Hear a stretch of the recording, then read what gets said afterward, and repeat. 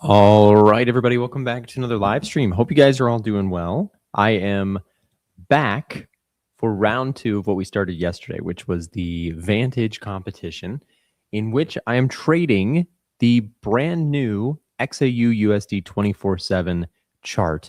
And I've got some updates for you guys. Since if you were watching yesterday, then you know I took several trades on gold. We talked all about the positioning that I had, the bias that I still have on gold, and I wanted to show you guys a little bit of an update as of then, what's been going on in the account.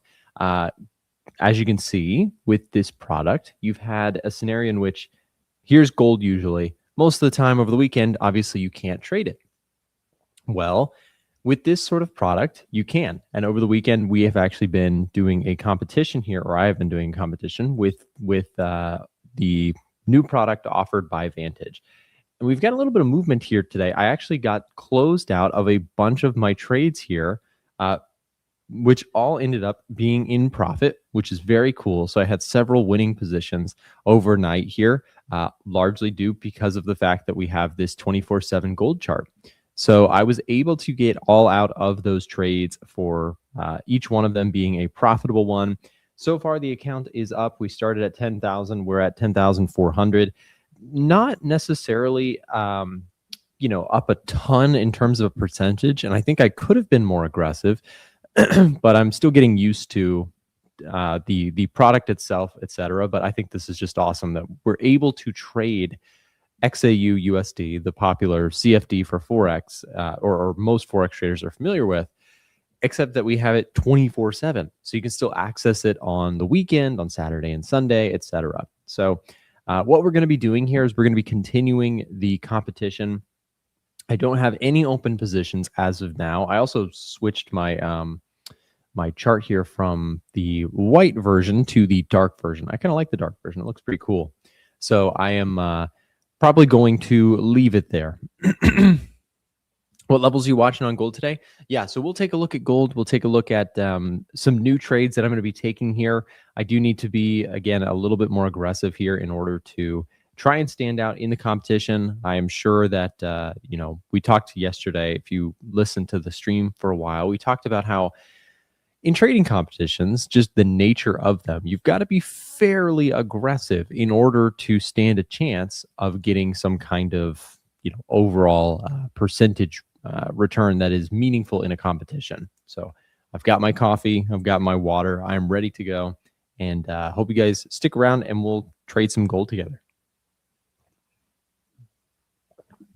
So yesterday I mentioned that I pretty much am predominantly only interested in gold longs. And I think this is a good example of a time where I had a couple trades on gold that went really well. Like my long positions, my scalping trades here that I'm doing over this weekend competition, all of them closed out for profit. The account has grown decently well overall. And now it's a factor of like, do I want to stay bullish and keep buying, trying to squeeze out more gains in this competition, or do I want to try and wait for retracements? But given that I don't really have much time, I still generally have a bullish bias on gold. My plan is going to be continuing to do what I did yesterday, which is to dollar cost average and stay long gold. So I'm long here currently. I just took another position. And the idea or the thesis here is it's not my ideal entry whatsoever. But what I'm going to be doing in this, for the sake of the competition, is continuing my DCA bullish bias. Now, that could obviously cost me here, but the only way I'm going to stand a chance to stand out in this competition is by staying true to my bias and trying to capture a larger move one direction. And in this case, with dollar cost averaging, we can mark up some levels here on the lower time frames that I'm watching. So again, I just got into a long position, kind of crazy because usually the markets are completely closed. And yet here we are able to take this trade because of the Vantage product that they're offering. So if you are just tuning in, if you did not watch the stream yesterday I started I joined a competition with Vantage, who is doing a 24/7 gold trading competition. Hold on, my cat wants to jump up on my lap. Give me 1 second. Here she is. She's ready. She's my good luck charm for the competition. But yesterday I talked about how I was pretty much predominantly bullish on gold at this time. So I really have no interest in trying to short it or time a top. My goal instead will be to try and dollar cost average and just stay aggressive on it and swing for the fences on this. So a couple levels that I'm watching here. We're using the 5-minute chart. We obviously have just broken through here. I'm also looking at a support level there. I'm also looking at a support level here. I'm looking at a support level here. And I mean, we are truly talking about scalping here because these are very minor time frames. This is the 5-minute chart. But from a aggressive, trying to, be in and out of the markets, making profits quickly, this is going to be my best guess at how to do that.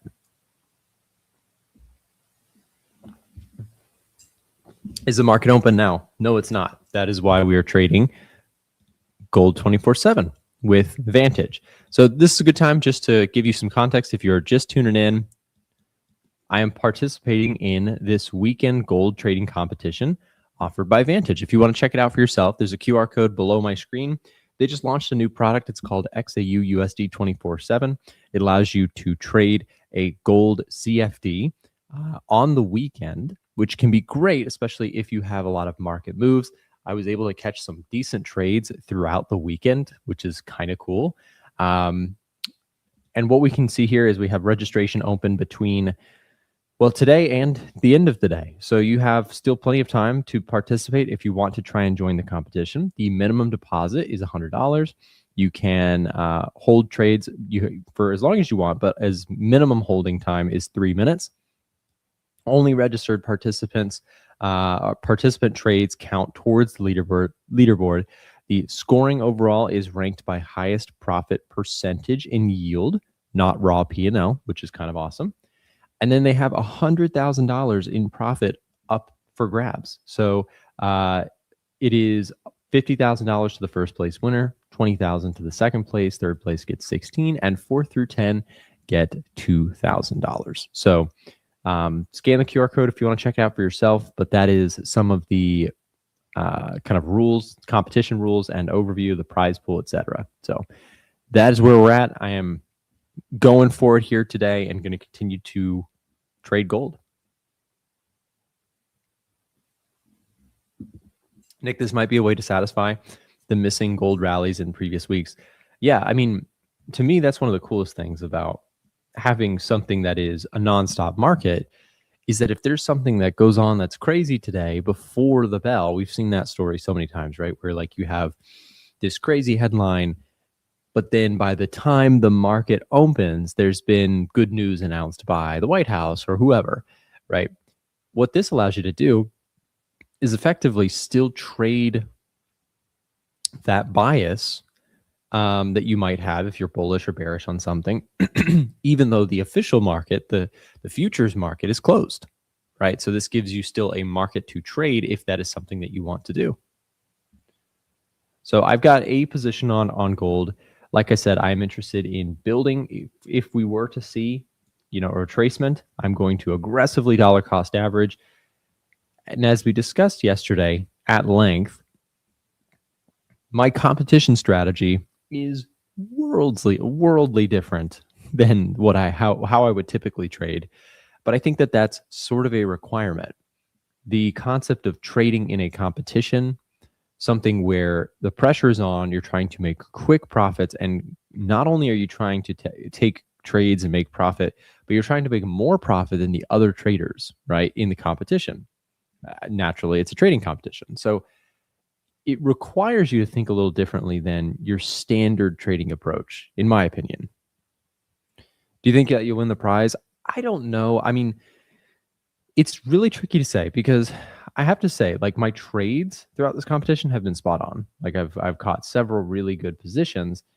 The thing that I've been maybe not so good about in this competition, and I hope to participate in more in the future, the tricky part has been position sizing. I think I've actually sized, it almost makes me cringe to think about this, but this is, again, it's different in a trading competition. I feel like I've sized too small Like my profits here have been decent. Like I've caught a lot of good trades in the competition. I've actually had a 100% so far, knock on wood here, 100% success rate with the trades that I've taken. I've traded 1, 2, 3, 4, 5, 6 trades. All 6 trades within the last 24 hours closed for profits, right?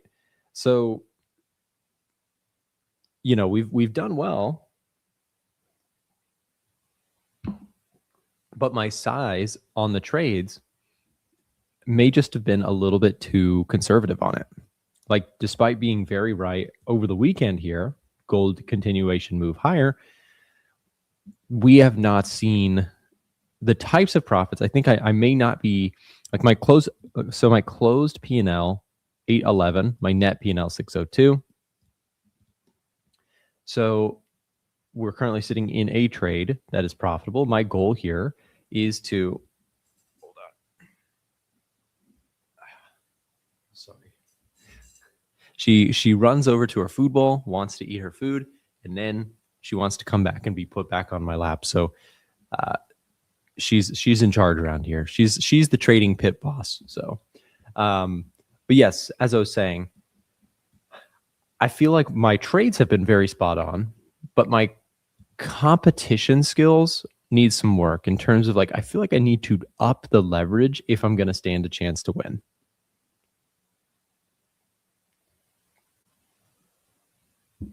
Imagine making what, 20 to 30% P&L for the last year and saying your trades. Well, so what I'm talking about specifically is not my personal trading account. This is a trading competition that I'm participating in, right? So with this trading competition, that's a little bit different, right? It's a very short-term kind of sprint for the finish line in a competition like this, right? So if I'm long gold and I'm trying to make as much profit as possible, I mean, again, just to reiterate the rules here, right? You have the trading competition. The winner is based on highest profit percentage in yield, so percentage, amongst the participants within this competition. So I'm not talking about my own trading P&L, which I think year to date, I think I'm up like 15%. It's not been, I mean, a terrible year at all. It's not been my best year ever, but it's been it's been a year. I've been happy with the results that I've had in my personal trading. But what I'm talking about more is I imagine that in order to, and I need to get, we're going to figure out how to get into the leaderboard here, but I'm going to have some information for that in just a second. So stay tuned on that. Actually, let me just hide my screen for 1 second, just so I can pull this up and make sure that it goes to the right place. But I think we might have a leaderboard. I'm just going to check this. Hold on. Yeah, I'm going to need to log into this thing. So bear with me for just a second, guys. I'm going to log in because I think we have a leaderboard here. So let's do... give me 1 second. So there is a leaderboard. Here it is. So I have my login. And I can log in here. That way I can pull up the leaderboard. We can check. I mean, again, the people who are on the leaderboard of this side of things are probably going to be having some insane results so far. So I'm just reading the instructions that they sent here. This is a link they sent for the leaderboard. Okay, so we can pull this up. Trading competition. Okay, I've got it, guys. 1 second. Here we go. So, trading competition leaderboard. So here we go. I've been able to pull this up. All right. So, profit percentage. Oh, so interesting. They have the profit percentage. Okay, leaderboard is updated every hour. Last updated pretty recently. And again, here's the competition prizes at the top of the screen. So you have the $50,000, $20,000, $16,000. And then for 4 through 10, you also have the potential to win $2,000. But this is interesting. So they've actually chosen to, it looks like, hide the profit percentage that the leaders are at, which I actually think is a creative idea, because they still want to encourage people to, like, if you know, like, I'm going to guess that this is, if this is first place right now, that's going to tell me that I'm going to guess that's like 100+%. Like someone doubled the account. I'm going to guess this is 60%, 50%, 40%. So let's just look at like top 10, right? Top 10 are the ones that get, top 10 are the ones that get some kind of a prize.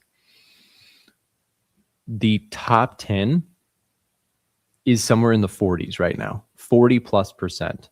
So with my results, again, this is where I said earlier, the thing that I think I've done wrong in this competition, and hey, we're all learning something. I've been able to take really good trades. Like I've made profit. I've done well on the trading. The part that's not been super good is I think I needed to size up more. And it's just something that I'm learning because I think, you always learn something, and trading competitions are different than standard trading. So with that said,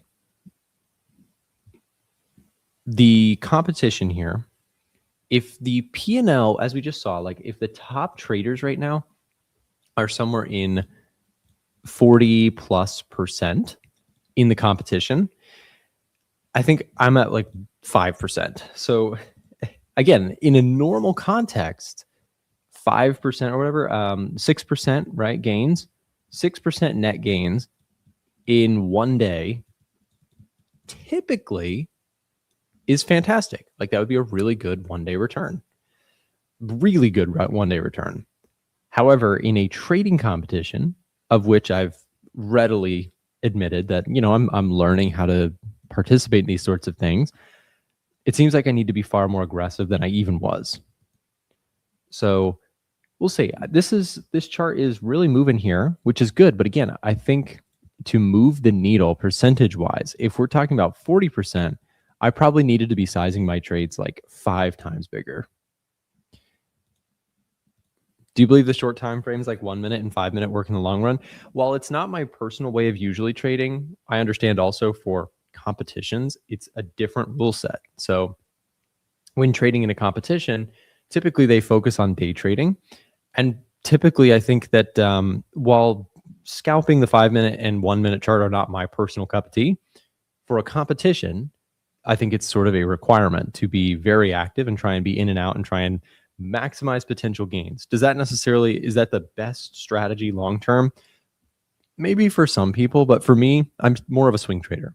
So I'm adapting. I'm truly pushing my own limits with this sort of stuff because I'm not really a scalper. I'm not a day trader typically. So I'm, for the sake of a competition that I'm participating in, giving it my best go. So I've never seen weekend gold trading before. How does it work? So Justine, a good question. So I am trading, as I mentioned a couple of times here, I am trading in a Vantage hosted 24/7 gold trading competition. They launched a new product. It's called XAUUSD247. It allows traders who want to trade gold on the weekends to still participate. The cool thing about what they have here is that the bid-ask spread is fairly reasonable. Like you would think, okay, if it's trading on the weekends, the bid-ask spread's going to be terrible. And, they're fighting an uphill battle because volume and activity on the weekends is usually lower. People are away from the charts usually. But then, they've been able to put together a product here that is fairly tight on the bid-ask spread, which I think is cool. So I'm going to actually close this trade here. Let's see where we at. So we're going to close out for a profit there, $120 or so. I'm going to look for any sort of retracement to get back in. But we just checked the leaderboard. So if you are participating, I know a lot of people are participating in this challenge.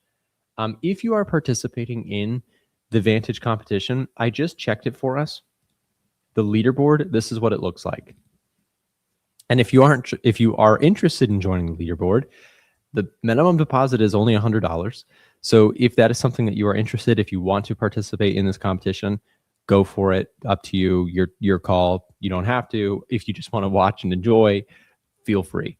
But check this out. The competition can be found, the QR code below my screen. Right now, the leadership roles here within this competition I think this is very interesting that they've done this. They've got the profit percentage actually hidden so that you don't know exactly who and what first place is currently at. I think that's actually really smart, because what this does, so you can see their country. So right now, some gentleman or gentle lady is in Hong Kong with first place, United Kingdom person, Colombia. So anyways, what's kind of cool about this is that we can see that there's one number revealed, one star. I'm going to guess that this person's in the 101 to 199% profit. So that person has had a really good monster trade go in their favor for the competition. Meanwhile, second place, third place are also in the 101 to 199 percentage gain. And then we have 7. So I'm going to assume that's 70 to 79% somewhere. ... all these people. And then I think this is probably 40% to 49%. So if that is our framework here, while it's not too late, there's still a chance to join the competition. The point is, that's kind of what you're looking at. So unless I'm wrong, and this is in the thousands, which would be shocking,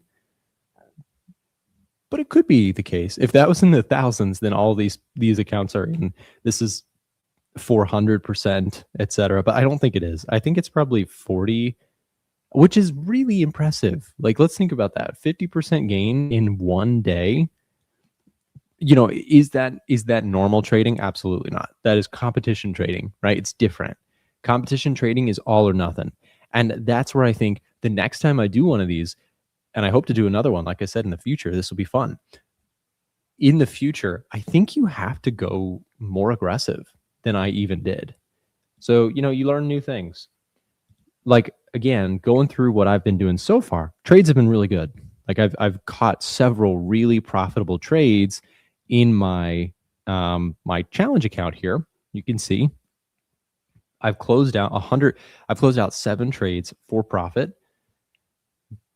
But on a percentage basis, I'm not up as much as I would like to be. So let's see, where are we at? So right now, account is, up to 10,500 or so. We've closed out a net P&L of $720. So overall, we look good. And for standard trading, I'd be really happy with that. But for competition trading, I think I need to have been more aggressive. Just looking at the 1-minute chart, again, I might get desperate here and start trying to throw some bigger trades on, but we'll see.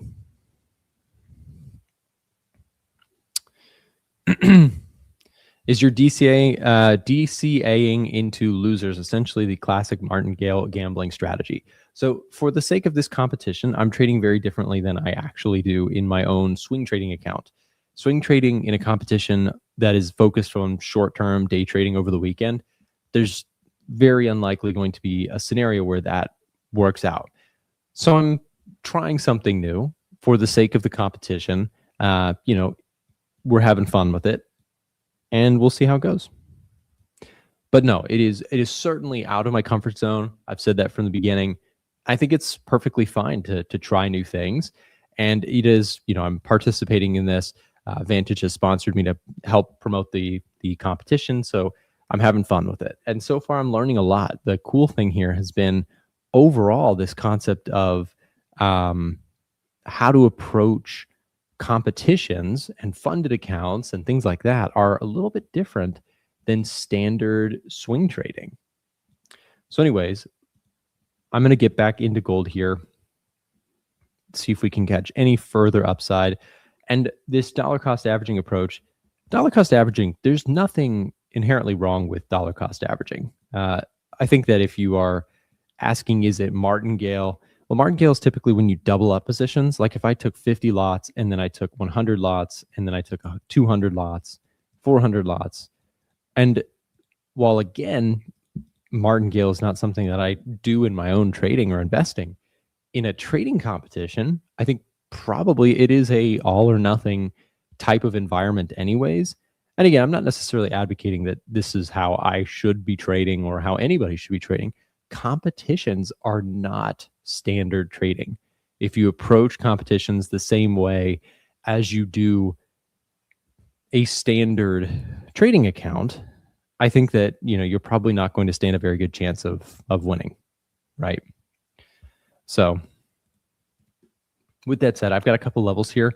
I've just added or just joined again my long position. I'd be looking at another trade here, be looking at another trade here, another trade here. And effectively, I am just staying on the long side here. So I'm staying predominantly only bullish on gold. And we'll see how that plays out. Could play out well, could play out poorly, but just giving it a shot. I've got calls on GDX. Nice.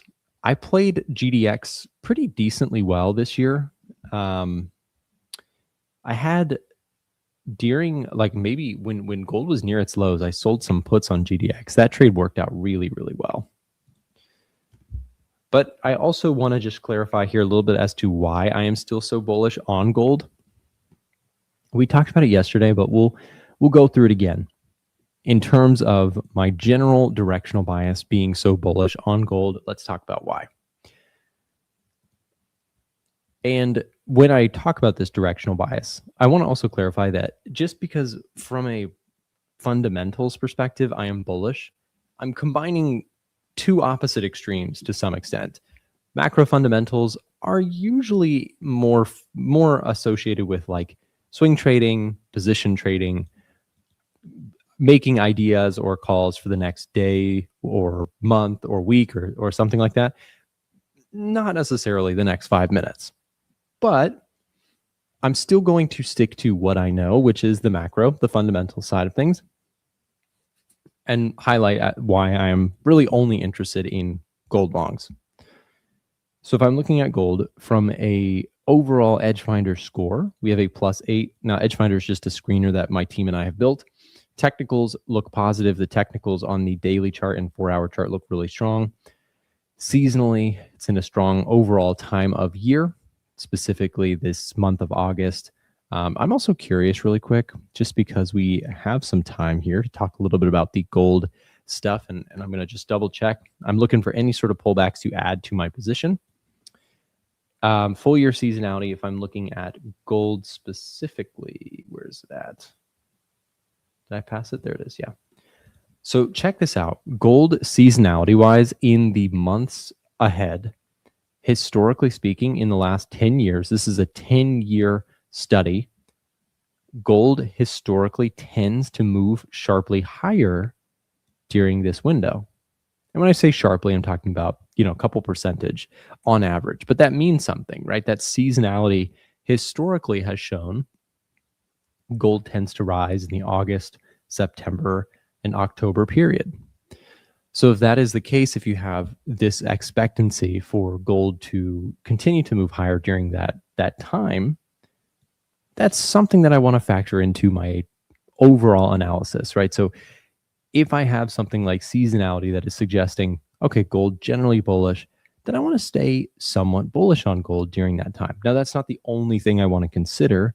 I also want to consider what the economy is looking like, what the jobs market is looking like, what the Federal Reserve is thinking about. These sorts of things are really important to a directional bias for me when it comes to gold. And if I'm looking at gold from a jobs market perspective, inflation perspective, economic growth perspective, these things are generally showing a little bit of softness in the US economy. We can also, and it's not just the US, by the way, check this out. We added this economic surprise index, and that has generally been trending lower. Now, if you're unfamiliar with an economic surprise index, it's just taking all of this data over time, showing if it has been beating or missing expectations. And what we can see here is that generally it has been missing expectations. A lot of our economic data has been softer than expected. And that, you can see, has coincided with simultaneously a rise in bullishness on EdgeFinder for gold, which makes a lot of sense. Right? Softer economic data, weaker dollar, that's generally going to be bullish for precious metals. What's also really bullish for precious metals is when not just the US is seeing economic slow, but also other places. So you can see here we've selected the US, Europe, and Japan. some softness coming in, gold score moving higher, and go figure, gold prices have been moving higher overall. Nick, is there going to be a weekend video? Maybe. I'm streaming for 2 hours. After that, I'll feel it out. If I feel up for the challenge, I might, but I have family over at my place, so I'm not sure. I may be skipping it this week. Unknown. I've spent a lot more time on the charts this weekend, as you can imagine, because of the trading the weekend gold chart. So, which has been fun. I've had a lot of success with it over the weekend. I was discussing earlier within this competition that I'm participating in. The only downside has been my sizing has not been big enough, which is not something I typically say about my trading, account size. But again, for the sake of a competition, you kind of have to go for it if you're going to go for it. Fill me in about Vantage. Yeah, so Vantage is the sponsor here of today's stream. They are doing a competition here for Gold 24/7. It is a chart that they've launched and given people a chance to trade in a competition that they're doing this weekend, which we've talked about a couple times here, but here is the rules if you are interested in participating or checking it out for yourself. It is for their new instrument, the XAUUSD 24/7 chart. Registration is open until for the rest of the day. Minimum deposit is $100. All trades must be through registered participants.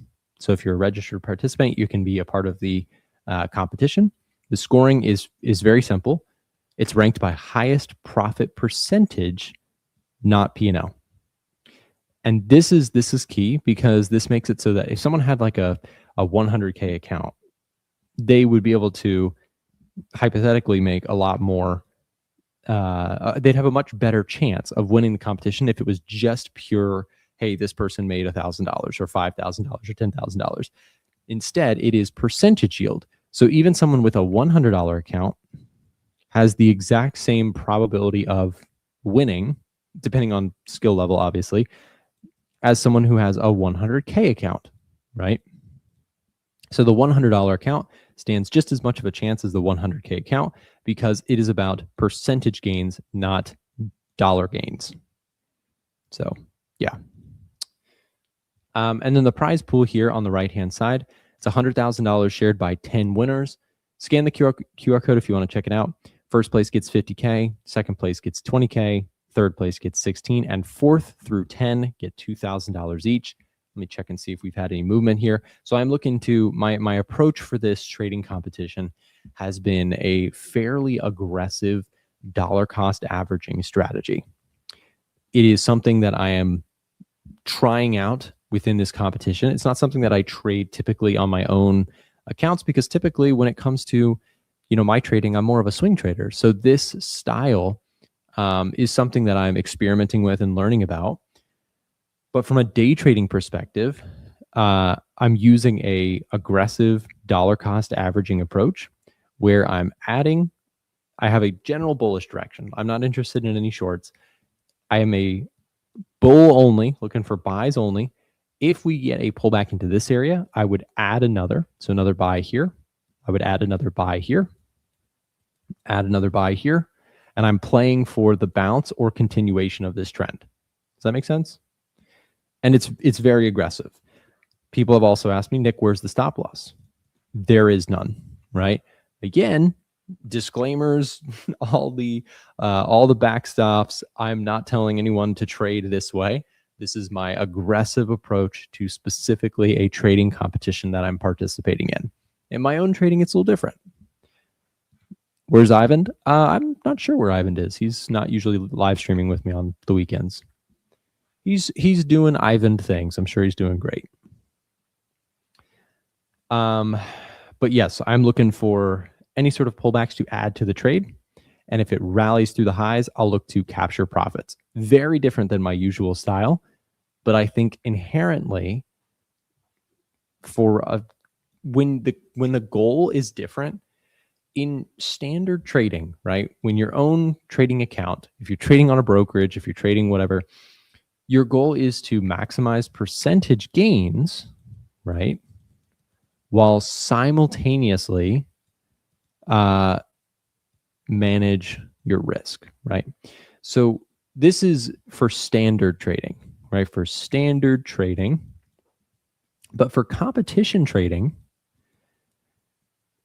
you need not only to maximize percentage gains for a competition like this, you need more gains, percentage gains above the rest, right? All the other traders who are also doing the same thing. In order to do this, the only way I can logically think that you're going to stand a chance is to not manage risk. Again, I'm not telling anyone to do this. I'm telling you my logical thinking for how to win a competition. You can't adhere to risk management. So, and maybe some people have different thoughts on this. But for the prospect of winning the competition with such prize money on the table, again, up to $100,000 or $100,000 total shared by all the different winners, and there's 10 winners. So, the strategy here is just different than standard trading. So for that matter, I am looking to be aggressive. I am unlikely to win the competition, to be completely honest, because I've sized my trades, I think, too small. Now I think that, next time around, this is my first time doing a trading competition. So give me some grace. I'm learning. But I think my directional bias has been really, really good. Like, I've been right about the bullish side. What I've not been right about is properly sizing my trades for a trading competition and being more aggressive. You can see, like, we're talking about P&L here, $117, $210, $504. I mean, this was the big winner that I took overnight. I let a winner just keep going. $28, 64 of this one, and these two are basically break evens. So with that said, on a 10K account though, percentage wise, this is not enough, right? So in order for me to, next time around, what I'll learn from this is that I have to be more aggressive, right? I have to take larger trades, probably 3 or 4 times larger trades, be more aggressive, right? And again, that's my takeaway from this. I'm not telling anyone else what to do with their own account.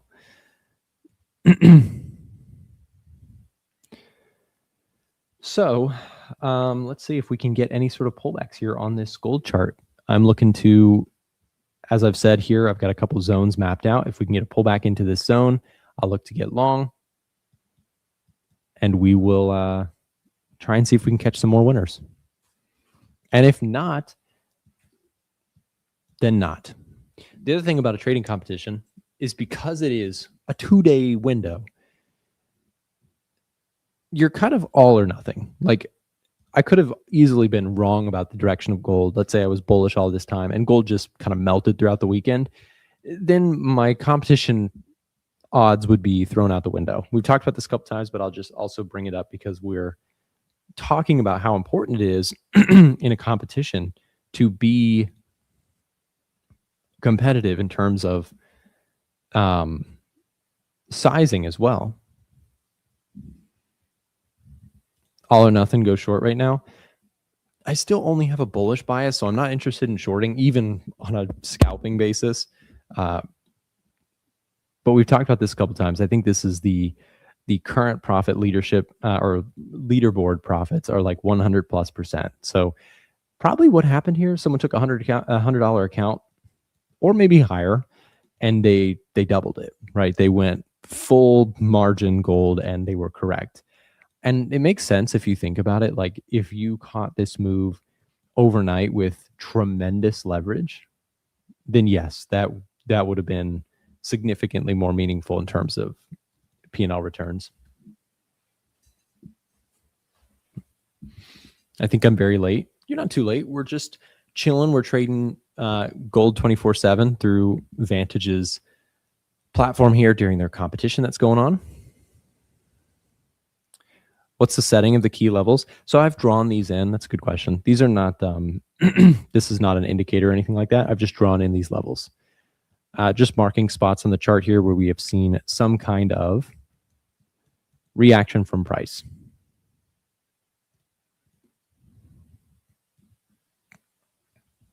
How are retail traders positioning at the moment for gold? They're super bullish too.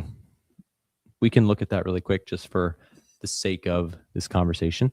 But granted, you have to remember too, this is data as of Friday. So let me show you this. So this is gold. We're looking at the put call ratio, which is using a 5-day moving average. And during this 5-day moving average, you can see call volume. This is an options screener, basically. It's looking at the options market for GLD, which is an ETF that tracks gold. And we can see bullish sentiment is reaching extreme levels right now. Now, we can also see this if we flip over. It's a little easier to see it on this chart. The net options volume for gold, check this out. Net options volume is still really high. Now, this is as of Friday. So the market's obviously been closed, but the 24/7 chart continues to trade on. So crowd sentiment is really bullish. So that makes me a little bit cautious. I think we probably are due for a pullback, but I don't know when that is. And right now the chart's moving higher. So from a scalper's perspective, which I'm not a scalper in traditional format, I'm trying it out for the competition. From that perspective, I'm just going to stay with the long side trade for now. Can you talk about macroeconomics, how they affect gold? Yeah, so when it comes to gold, how does this impact gold? Yeah, that's a great question. So from an economic growth perspective, let's think about this logically. Let's put it in context of the dollar.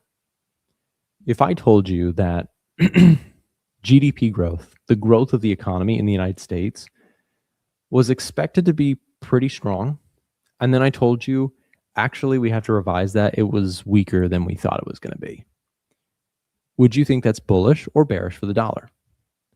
The answer is bearish, right? You'd think, well, the currency is less attractive. Another way of thinking about it is, for the currency, if I told you that I lost my job, you'd probably be less feeling safe to lend me money, right? If someone asks you to lend them money and they have a really good paying job, they're very good with their finances, you'd say, oh yeah, I'll lend you money. That makes sense. It's easy to do. But if someone loses their job, then suddenly it's a higher risk person to lend money to. Same thing if you think about it on a country's perspective or a country level. The US is still dominant for sure, but it's all relative to what people expected versus didn't expect. So check this out. GDP growth came in lower than expected. The actual number that was reported was lower than Wall Street forecasts. So 2.1% quarter over quarter growth is what was expected. 1.5% is what actually came out. That was a negative surprise, and that is bearish for the dollar, which is flipped around bullish for gold. Do you see how we just did that? Did that make sense? I hope it did. But the concept being, if something is weak for the dollar, it's typically perceived as bullish for gold and vice versa. So let's do another one. Services PMIs, this is a indexed survey response from a bunch of purchasing managers, a bunch of important executives, decision makers, leaders within corporate America, within services, the services component of our economy. Tons of different businesses, tons of different important people making decisions. And when asked about various things within their outlook for the future, their responses were weaker than what Wall Street forecasts were. As you can imagine, that is also bearish for the dollar, right? Softer for economic expectations. And softness in the economic growth world is perceived as bullish for gold because it's bearish for dollar. Retail sales, consumers went out and spent less than what the market had forecasted them to do. That is a bearish surprise for the dollar and a bullish one for gold. Does that make sense? So this is why I'm outlining why I am bullish on gold right now. Economic growth has been softer than expected. Bullish for gold because it's bearish for the dollar. Inflation, softer than expected. That's weak for the dollar, bullish for gold. Jobs market. So this tool summarizes it. The jobs market, more bullish than expected for gold because non-farm payroll was a huge miss. We had way less jobs added to the US economy than expected. And so that's the concept there.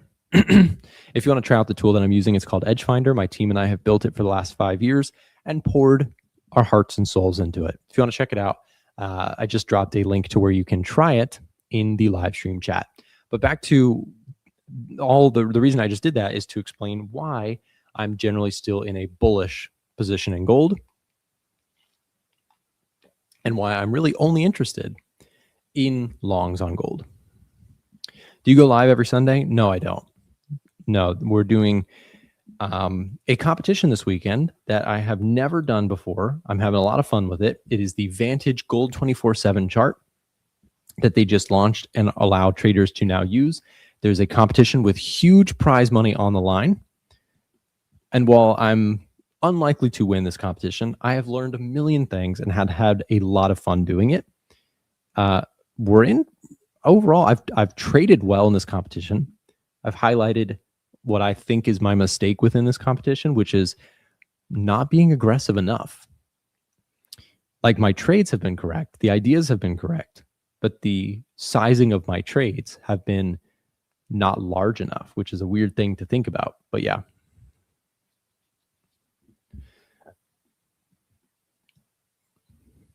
Everyone check out the Edge Finder. It's top G. I own it and have looked at it for about 12 months beforehand. Having a software that you pay once for is glorious. Yeah, thank you so much. Appreciate you. Yeah, so anyways, if you want to check out the competition, scan the QR code. If you want to join, there is a huge prize pool up for grabs here. Registration is open through the end of the day. Minimum deposit of $100. Only registered participant trades count towards the leaderboard, and the overall scoring is based on percentage gains. Whoever has the largest percentage gains. We've talked a little bit about the leaderboard here. We can check that and see if it's been updated. It might have been updated. Let's see. Let's just see. Any changes here? Oh, I need to relog in. I'll do that in a minute. But we just looked at, again, the leaderboard as of, I guess, 30 minutes ago or so. The top 10 are up in the 40% gains, I think. And so I'm definitely not top 10. But I'm still, I've been trading well. I've taken nice overall gains on this.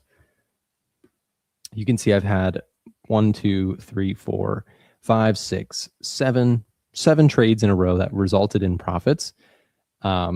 Just through my DCA aggressive strategy I've been doing here.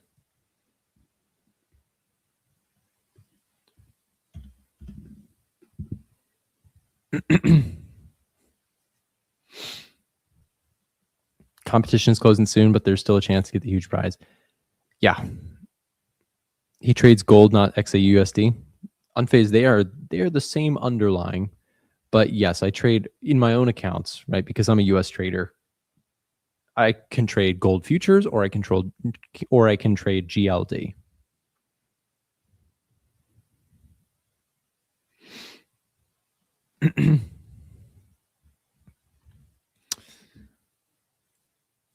Size up next trade. I mean, I probably should, just for the sake of giving the competition a chance.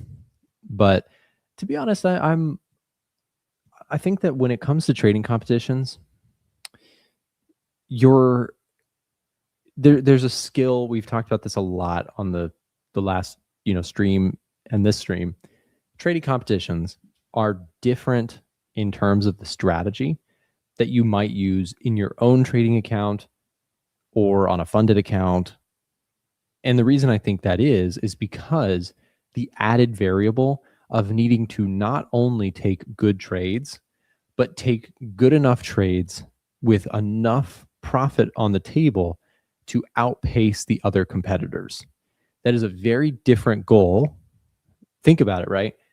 When you're trading for your own trading account, you're not trading against anyone else, or your results are not being compared against anyone else.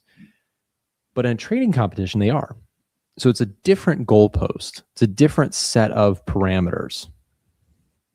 Your views on Monday for gold? Yeah, so I'm still generally bullish. If I'm zooming out a little bit,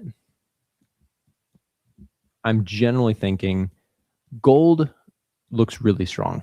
There's no, in my opinion, there's no interest for me in shorting gold. I'm only interested in longs. On a higher time frame basis, I'd love to see some pullbacks. If we were to get them, then I could get a chance to maybe join the trade on a swing trade basis. Right now, momentum is full swing, like bulls are in charge. At some point, that pauses and we pull back. But I am generally more interested in longs than shorts. On a daily chart perspective, a couple levels that I'm looking at. Again, this is why I have to trade differently in the competition. If I was waiting for the levels that I'm looking at on a swing trading basis, right, there would be no trades there for me. So I'm looking at a pullback on the daily chart here, in the coming weeks. But for the sake of the competition, I've been scalping the 5 and 15-minute chart, trying to effectively squeeze out as much gains as possible for the chance of potentially winning competition. It's been fun. It has honestly been very different. I've traded the same strategy for years and years and years. So to try something different is fun.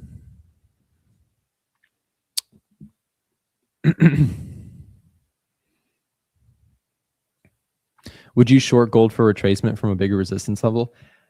It depends what you're talking about. From the competition perspective, or are you talking more from a swing trade perspective? Right now, I'm just looking for any sort of continuation moves, looking for any sort of pullbacks. A DCA approach. What is a DCA approach? We can talk a little about dollar cost averaging. I'm curious what you guys' thoughts are. Does anyone use dollar cost averaging in their own trading? Not even necessarily just for the competition, but in general. Does anyone use DCA? If you do, type like me in the chat. I'm just curious. Dollar cost averaging is a very interesting strategy. And I think we should talk about it a little bit because for a competition, to me, it actually makes a lot of sense. So dollar cost averaging, the dollar cost averaging approach has pros and it has cons. And again, we're talking strategy here for the competition. If we are thinking for a trading competition specifically, the pros of a dollar cost averaging strategy is that it has a high win percent, high win rate, right? So if I have a high win rate strategy, that's a huge pro. In a trading competition, your goal is to put up profits. The cons of a dollar cost averaging strategy are you have large losers, okay? With a trading competition, though, if the goal is to put up profits as quickly as possible and to try to stand out on the leaderboard, this makes sense, in my opinion. Now, for personal trading, dollar cost averaging can also be great. The thing that I think makes this really effective or potentially effective for trading competitions is that you're kind of like accepting in a trading competition, if you're going for the win, you're accepting most likely like, yeah, I could blow everything in the account. If that is something that you accept, high win rate, that consistent winner, especially with large size in a dollar cost averaging approach, it's super high risk, but also super high reward. I always go all in. All right. Does anyone really not like dollar cost averaging? Is anyone like, no, I really don't like that strategy? Understandable. There's all sorts of styles. But from a trading competition perspective, I think it makes a lot of sense. In my own trading account, I don't love dollar cost averaging for short-term trades. For long-term, like stock positions that I like or investments, I love dollar cost averaging because I do it with really small risk, right? Because that's the other thing. Dollar cost averaging can be actually, it's either or. With dollar cost averaging, you could either have a very high risk. You can also do dollar cost averaging with really low risk. I'm going to add this in. If high reward,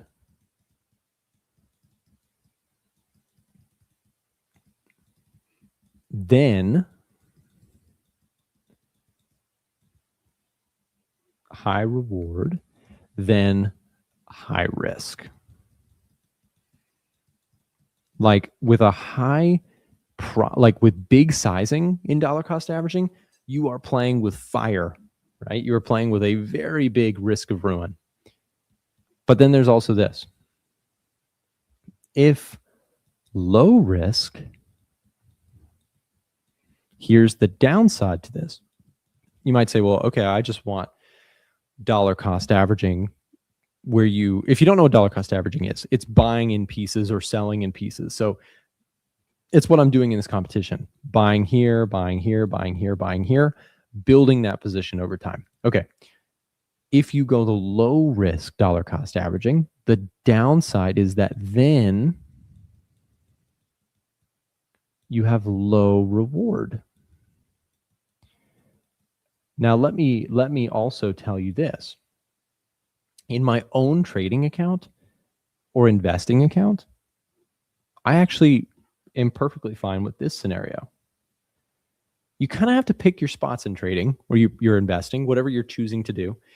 If you are going for a dollar cost averaging approach where you want to make a lot of returns, like if you want a dollar cost average and you want to make good, big returns, then you must accept high risk.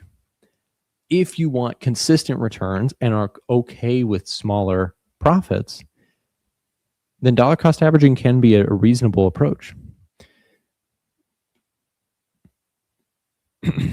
So, yeah. DCAing seems to be the strategy Tory Trades Uncle Mike has been using successfully for 25 plus years. I mean, dollar cost averaging it's a straightforward, reasonable approach if done with good risk management. And what I mean by risk management is you have some sort of backstop. You have some sort of way to protect your downside. And the biggest defense to downside is position sizing small enough. But again, let's also acknowledge this type of strategy right here, that's not going to cut it for a trading competition. For a trading competition, which we're talking about here, in that case, this option needs to be completely removed. In my opinion, I'm just sharing my thoughts here. Never financial advice. I'm just talking about my own opinion. If I'm trading in a trading competition, this option, which I think I've accidentally made the mistake of sizing my trades too small, I think is not a viable option for trying to win a competition, right? I think this option is the only viable potential to win a trading competition with a dollar cost averaging approach. I think that if you are trading in a trading competition where the goal is to maximize quick returns, you have to accept high risk of blowing up the account. Because you have the high win rate still, large losers, this could knock you out of the competition, but you have to accept, like, I could get knocked out of the competition in order to potentially winning it. Does that make sense? No risk, no Rari, as they say. Again, I'm not telling anybody to do this with their own personal account. I'm not telling you what to do at all in your trading. I am simply sharing my things I'm learning here about trading competitions. Because I've said this, I think I've done one competition before, and so I'm learning a lot doing this. It's been fun. The 24/7 gold chart through Vantage is what I am trading. If you're just tuning in, they have a weekend competition that I'm participating in right now. Lump sum investing versus DCA. What are your thoughts? So I think to each their own. Historically, if you're looking the last 20 years, lump sum wins hand over fist. But there is a bias. There is an inherent concept there that I think is a little unfair, which is you've had a phenomenal stock market or gold market run in the last 20 years. So lump sum is going to look better with hindsight in our favor, right? If you're looking at, well, we don't have it on this chart, but because they just launched this new 24/7 chart. But the point is, last 20 years have been phenomenal for the stock market and for gold. And so if you've just put money in at the start and just never touched it, you've done really well. Dollar cost averaging works better if you have a market where it's not all sunshine and roses. If this is the stock market over the last 15 years, if that was the case, then dollar cost averaging would be far superior. Because if you lump summed right here, you're sitting on gains. But if you dollar cost averaged, here, then your average might be something more like this, right? So you might come out with a more gain.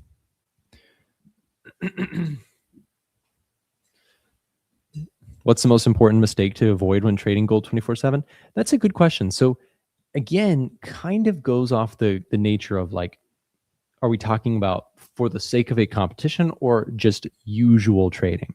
For usual trading, I would say XAUUSD 24/7 is probably best for someone who is interested in watching headlines like what we've seen in the last few months, where something crazy goes down in the Middle East over the weekend.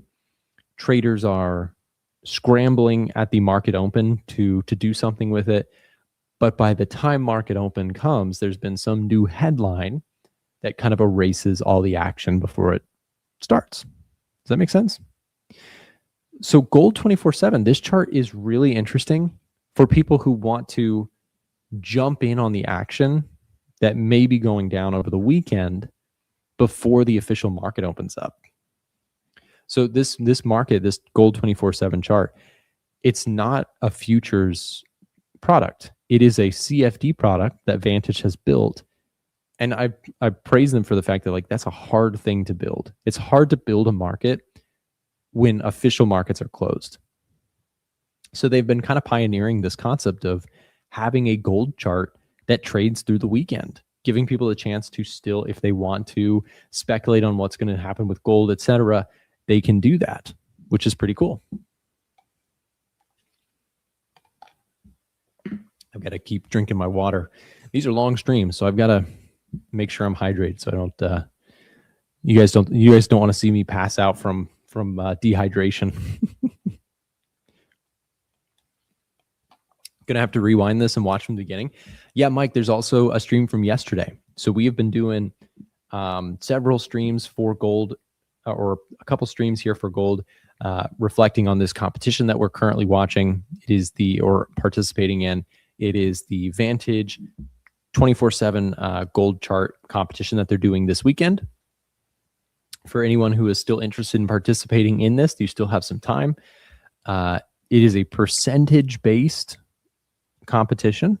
Highest percentage gains in the period is the winner. First place, I mean, these are massive prizes they're putting up. First through 10th get some kind of a monetary prize, which is awesome. It's $100,000 shared by 10 different winners. QR code is in the top right if you want to check it out, or below my camera right there. And then we have only registered participant can trade. Trades count towards the leaderboard. The minimum holding time is 3 minutes. I've been sticking to the 5-minute chart. A little quiet here since we've started to stream, but overnight I was able to catch some really good moves. You can see here, so far I've not taken any losers, which, knock on wood, so far we're doing okay. Like I said, I'm not in the top 10, but learning a lot. I'm very, very new to trading competitions. I've done one before this and it's been a while. So I'm learning a lot. It is very different than standard trading. But it's been a lot of fun.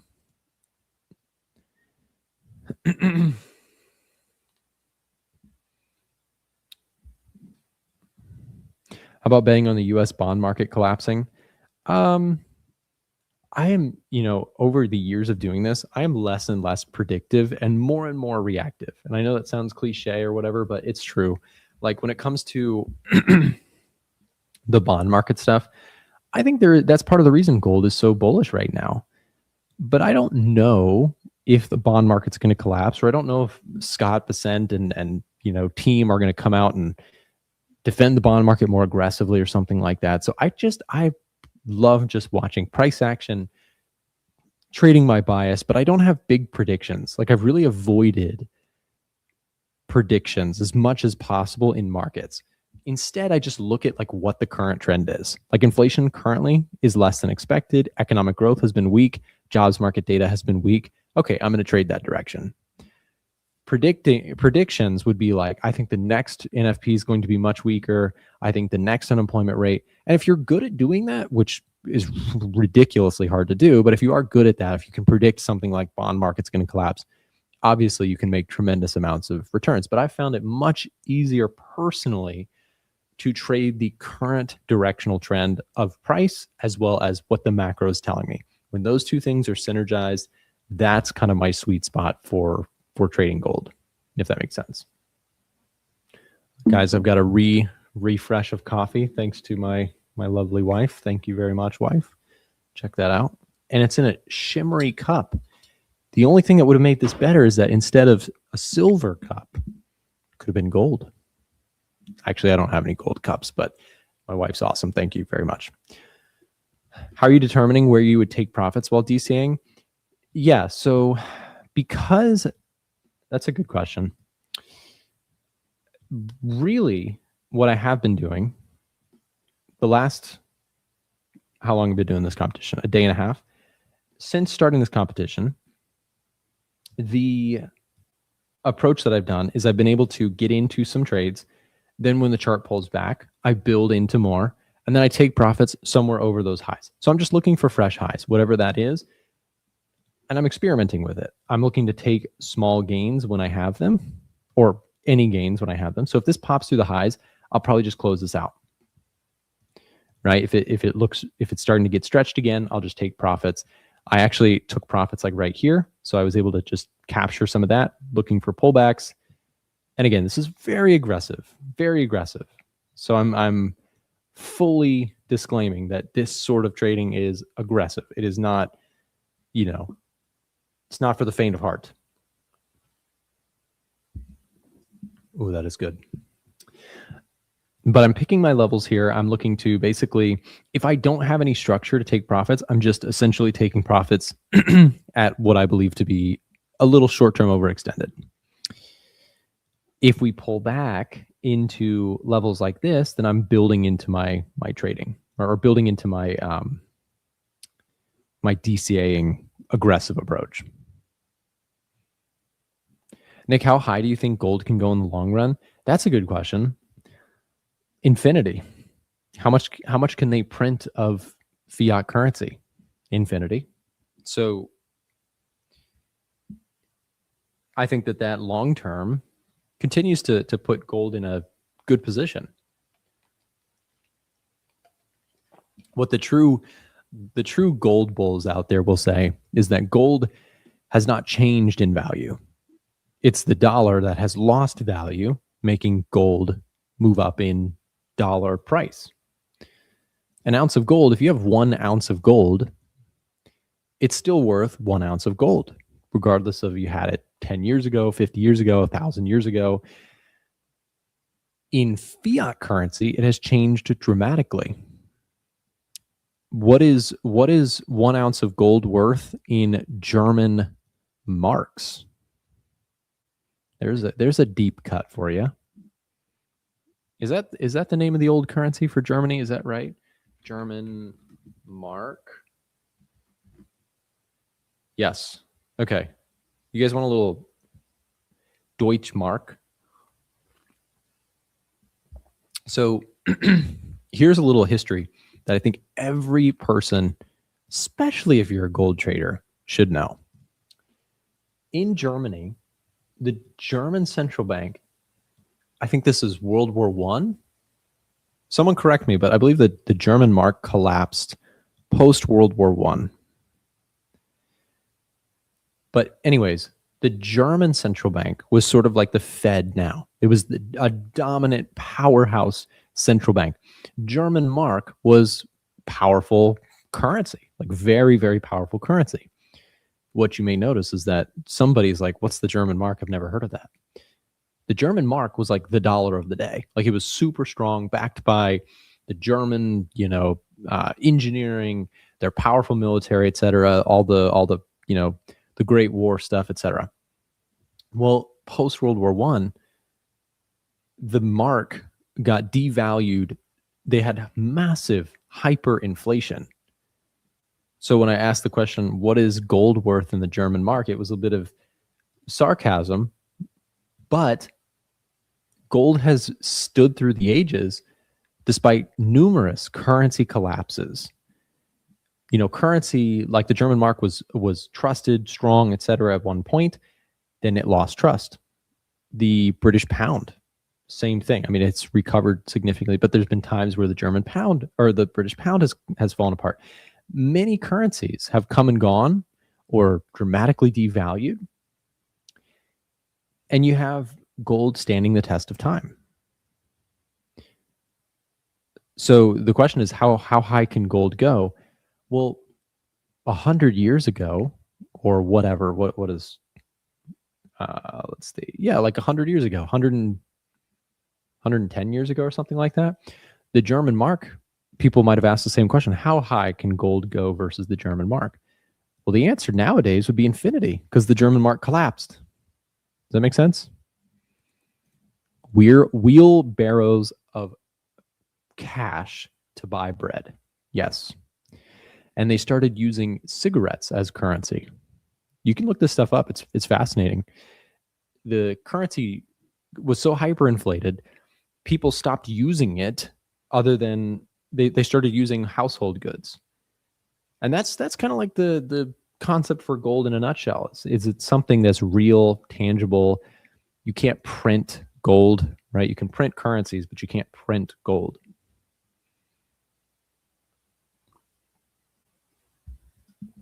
So interesting to see you trade on the 5-minute. You got to try new things in life, right? I probably, full transparency, like the 5-minute chart is not my safety spot. Like it's not what I usually trade. But for a trading competition in which I'm learning a lot, I talked about this a lot on the stream last 2 days, 5-minute chart is, especially for this weekend gold product that they've got, it makes sense that you could keep an eye, like especially, let's think about this like in the future. Let's say, or maybe it happens today, I don't know. You have something crazy go on in the Middle East or in some part of the world, some headline breaks and gold goes flying or gold sharply moves lower. A chart like this, a product like this allows you to monitor the action even though the futures market is closed on Sunday and Saturday.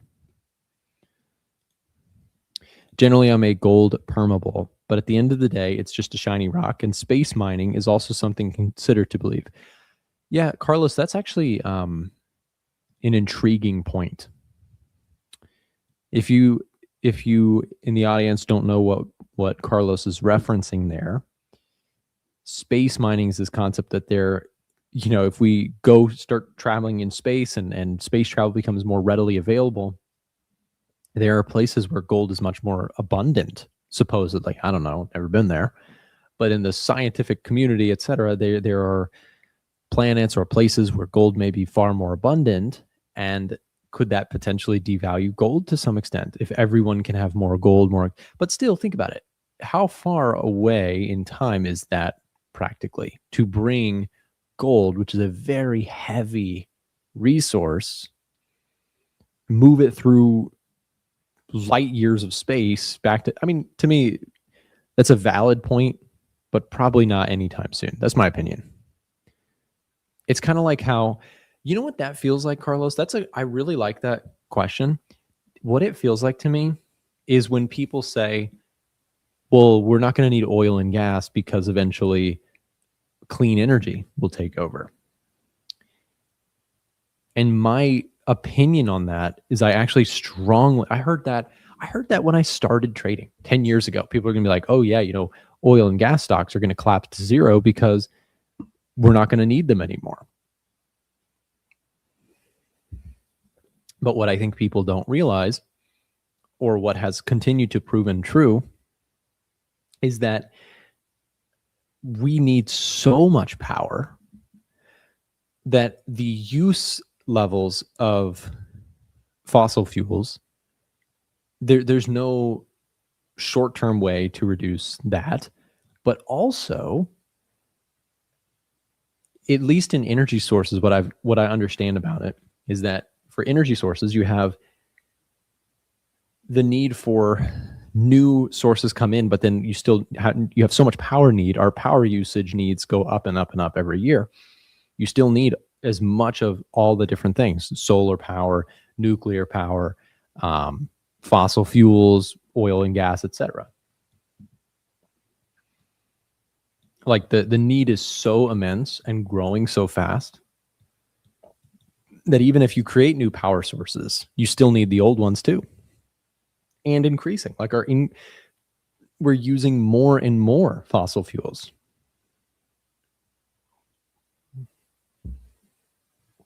Bro, I just bought a trade.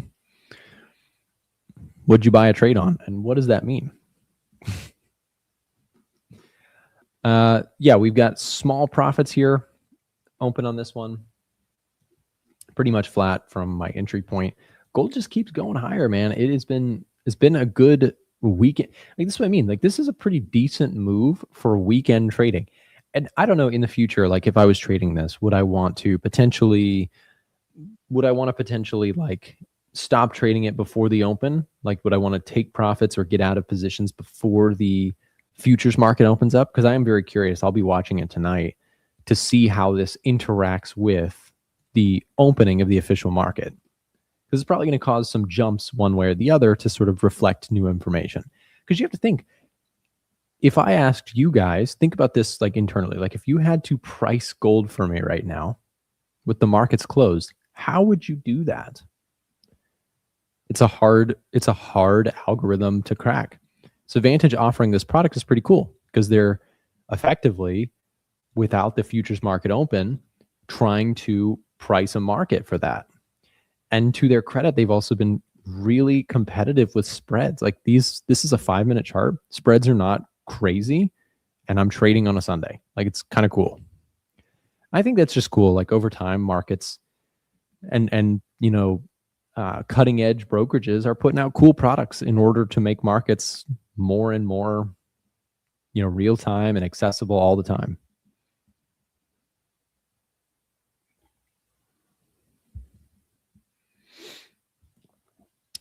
Do you think weekend trading gives you more opportunities or just more risk? So I think obviously we're doing a trading competition, so there is gains to be made if you win this competition. But in a standard trading weekend, I think it would be conditional. Like, I think if I'm using this, if I had access to this product and then markets started moving crazy, or let's say you get some crazy headline that breaks on a Saturday, the demand for this product that Vantage has pieced together for people is out of the need for people wanting to be able to jump in on the action that takes place over the weekend. We have seen time and time and time again, big crazy headlines breaking on a Saturday and then not being able to touch it. So XAUUSD247, this product that they've built, allows you to still speculate if you want to on what's going on. So would I trade it every weekend? No, personally not. Would I trade it if there was, or would I check it out if there was something crazy going down and I wanted to try and see what market makers are putting out in terms of like price expectations? Definitely. Like, this is really cool. You can check your status here through the weekend, which is awesome. And you can even trade it if that's something that you want to do. Nick, what's your status? What's up, man? Good to see you. What's your rank right now? So I'm not on the leaderboard. I do have P&L that is profitable, but I've talked about, like, and I'll give my rant here again. So I've been trading. I traded yesterday. I traded today. I'm participating in Vantage's trading competition this weekend. It has been a lot of fun. It has been a lot of learning for me because I've actually had really good trades, but I'm nowhere near the leaderboard.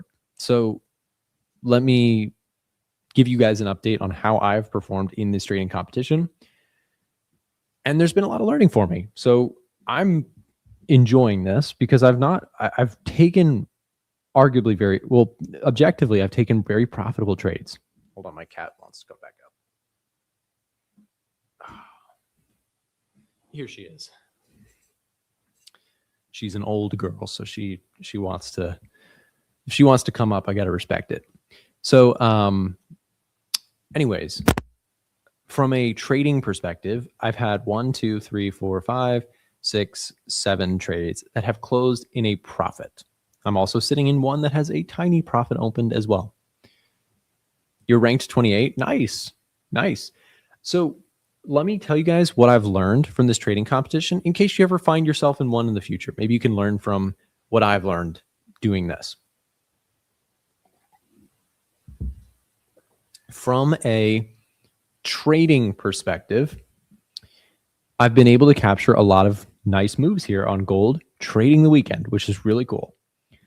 Where I have made the mistake, and it's a weird one to say because it's counterintuitive to what I usually think about. And again, disclaimer, trading competition style, very different than usual trading.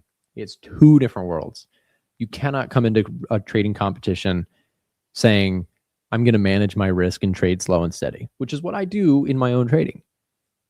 But for a trading competition, you have to beat out the competition. So you have to trade more aggressively. That's just the inevitable. So where I have made the mistake is my trades have been good, but my sizing of my trades has been too small. So we've talked about it, the leaderboard. I think the top 10, the top like one, I think is like 100 to 200% in profit right now. So massive gains. So I'm very far from that. Number 10, I think, had somewhere like between 40 and 49% gains on their account.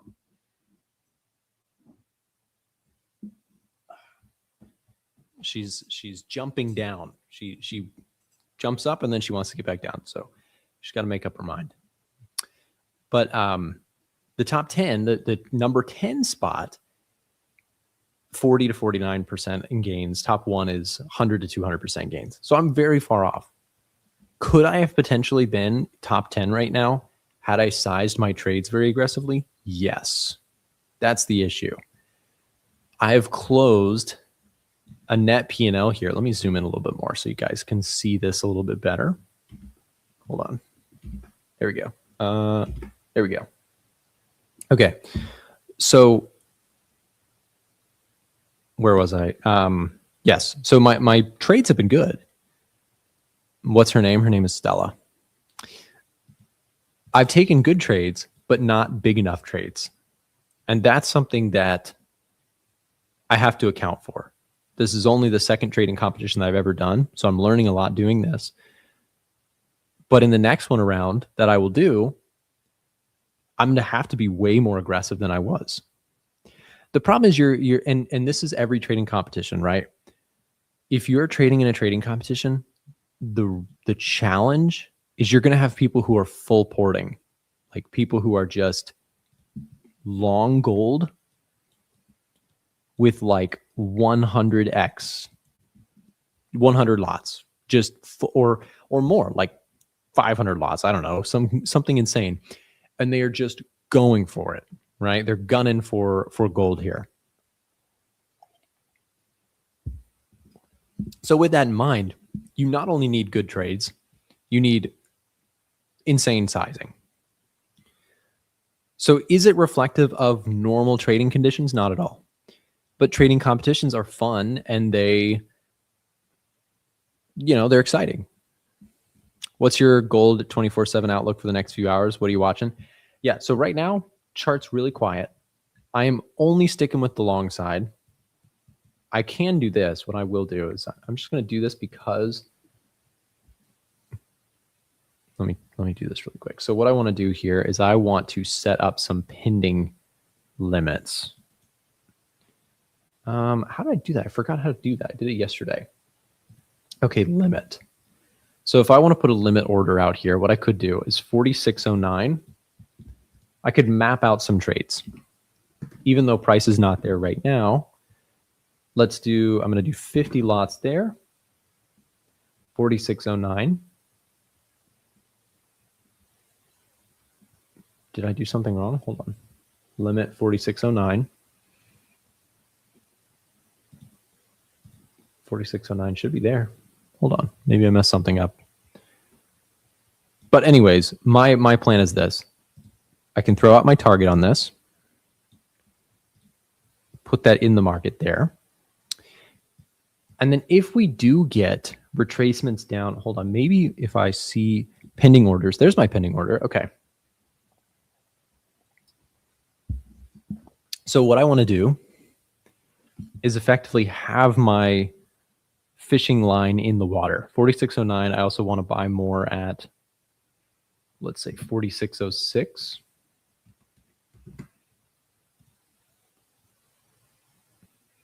There's my next pending order, and then I also want 4602.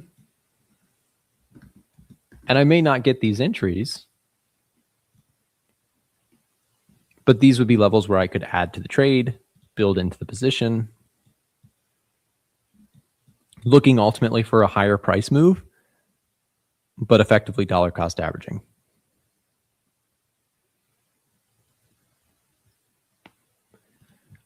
No, Nick, we can't full port in this. They gave us super low leverage and spread, and that's good for traders.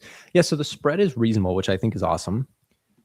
Leverage-wise, yeah, it's not ridiculous, which I think is actually cool that they've done that. Like instead of being like hyper insane leverage where people just all out slide that leverage bar to the max and just go long or go short, having some limitations there is cool.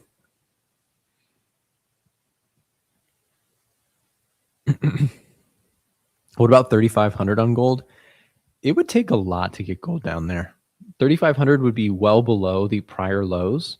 I personally, and something could change in the future, I'm not a fortune teller, but I personally don't think it's very likely at all that gold sees 3,500 this year or next. I think gold is probably bottomed out for the year. Maybe I'm wrong.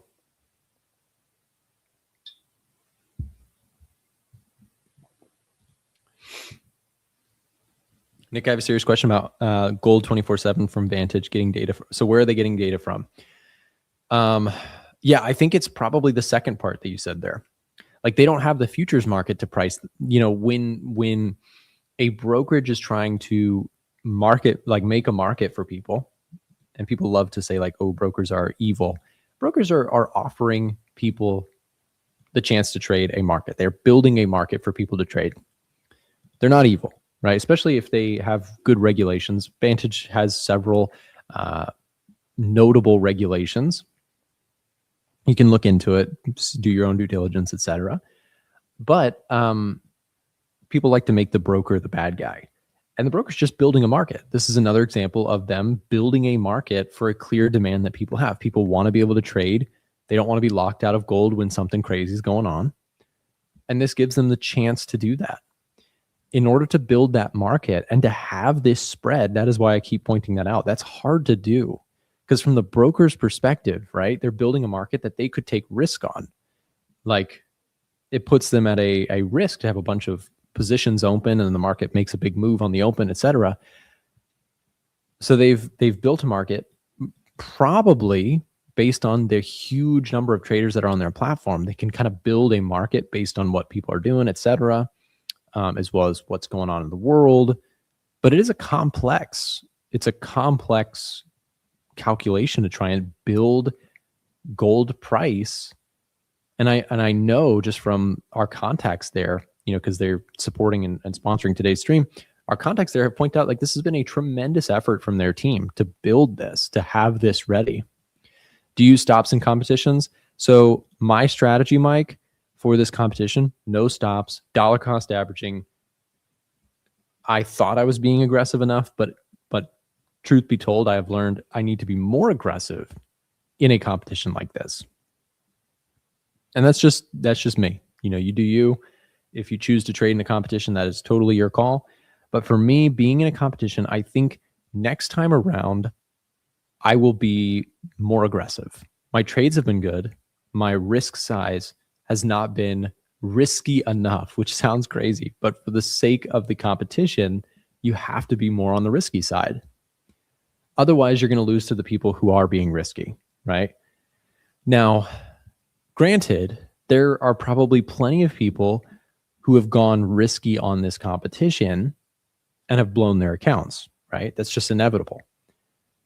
But who you are truly fighting for, the prize money, right? The prize pool, because at the end of the day, people are going for the prize money. Who you are ultimately going to be competing at is the people who went heavy on the risk side and were right. Like that's who's going to probably win out on these massive prizes. By the way, it is not too late if you are interested in joining this competition. It runs through the end of the day. So if you, and actually, now that I'm thinking about it, a lot of the movement, UTC plus 3, what time, is anyone in UTC plus 3? Where is this in the world? UTC plus 3, where is that? What time zone is that? Can somebody tell me that?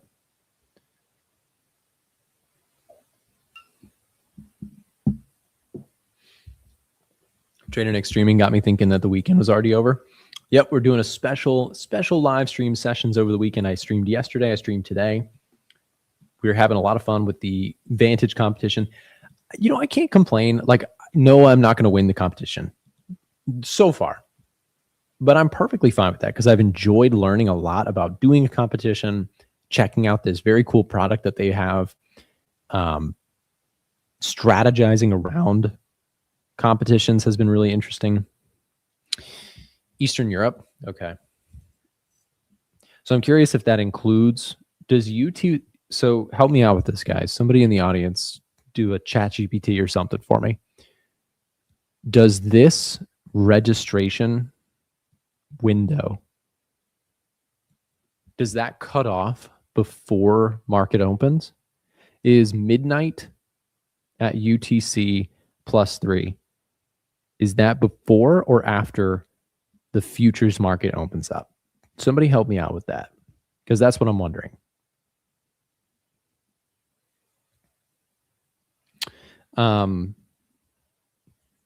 My main brokerage is Vantage. Yeah, Vantage is, they've been around for like 17 years. That's what I read the other day. 17 years they've been around. So what's your view on gold? I am bullish. Okay, so that is 1 hour after market. Thank you for that. Okay. UTC plus 3 is Belarus, Ukraine, and close to Russia. Okay, thank you guys. So the reason I asked that question is because within this competition, that's actually going to be make or break.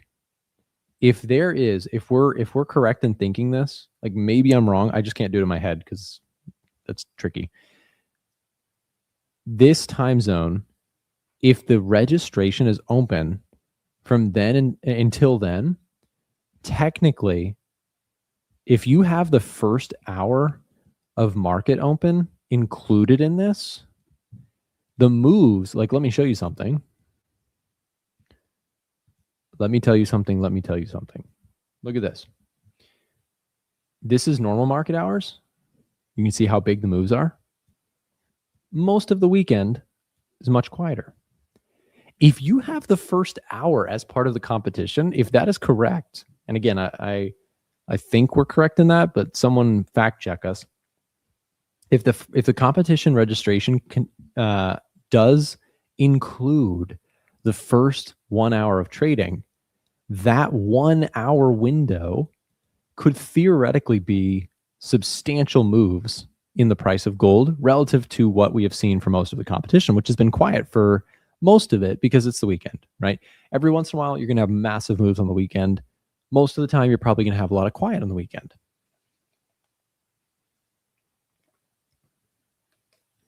So we'll see, but if that is the case, that's really interesting. What's your view on gold? So I am bullish on gold.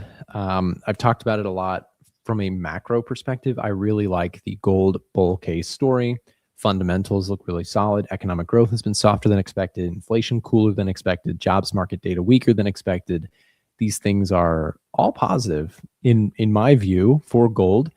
I also have pointed out that this economic surprise index, which shows over time how economic data has been coming in versus expectations.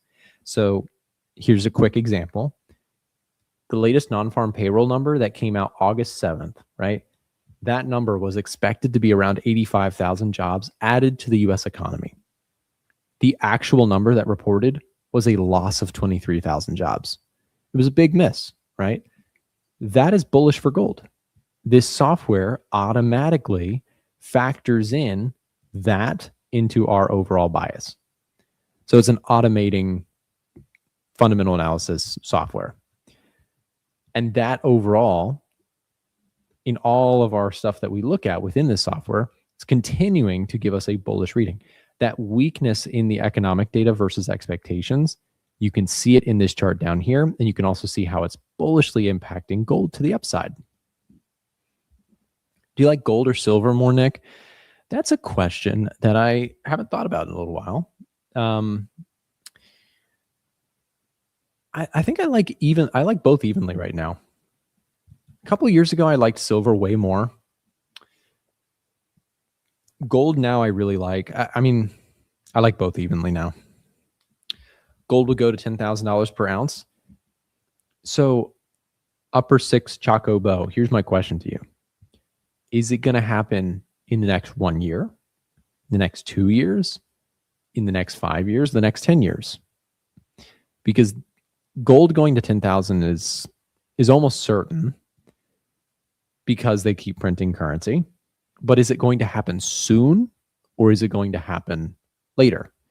Gold going to $10,000 as a prediction is not a very bold one. I think most people would say, yeah, that's obvious if you wait long enough. Now, what would be a more bold prediction, if you want to make that, is saying, I think gold to 10K by when? 2028? 2027?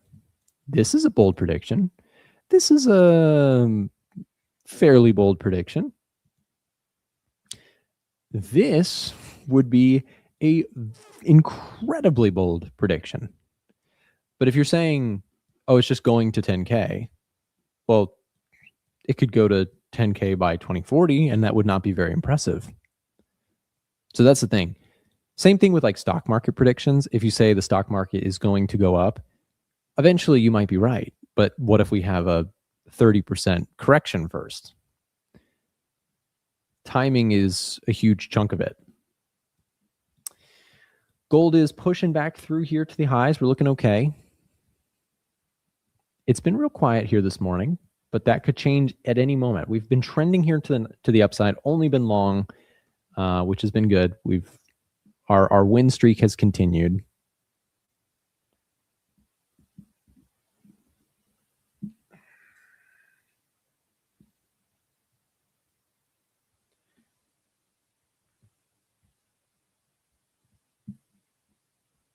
Yeah, so we'll see. But generally speaking, this competition has been a lot of fun. And I'm very curious to see what that first hour when market opens up, like what that looks like. Because that will be really interesting.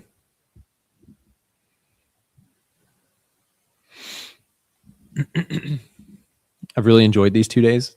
Me too. It's honestly been a lot of fun.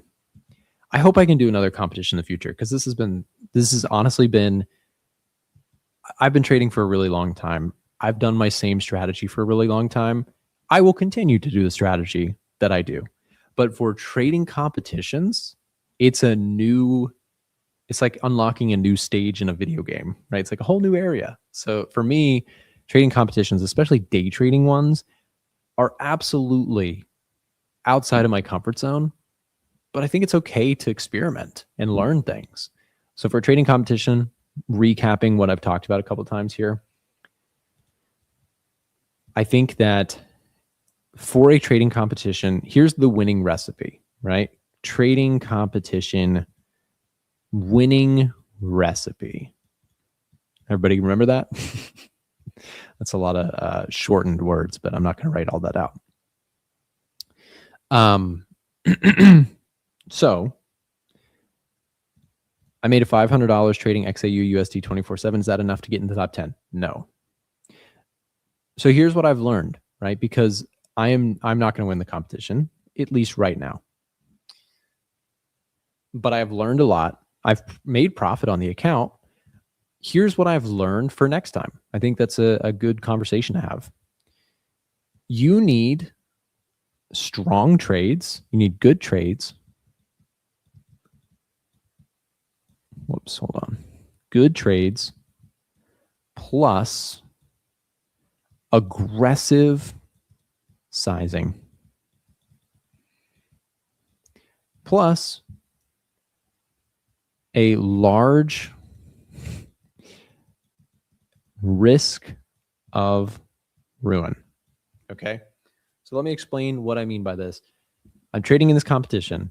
What I have learned from doing it, I have done really well in terms of my trades and the actual calls that I've made during this competition. This part I've been good on. This part I've done terrible on. While my P&L is profitable, it's nowhere near enough in order to get on the top 10. So Nick, you're trading gold 24/7 also? Yes, I'm in the competition that I'm doing. And so I think that next time around, if I were to do another competition, the strategy has to be like this part is obviously required. You need to have good trades. You need to have like a trade that works out in your favor, which is not something you can control. But in a trading competition, you have to accept like, I'm going to go for this shot. I'm going to take my shot. If it works, I stand a chance. What's been kind of frustrating with my approach here has been my trades. Like I've been too worried about the risk of ruin, which is just inherently, that's what I do as a trader. Like I'm a risk manager first. But for trading competitions, I think you kind of have to put that to the side. Like it's just a different game.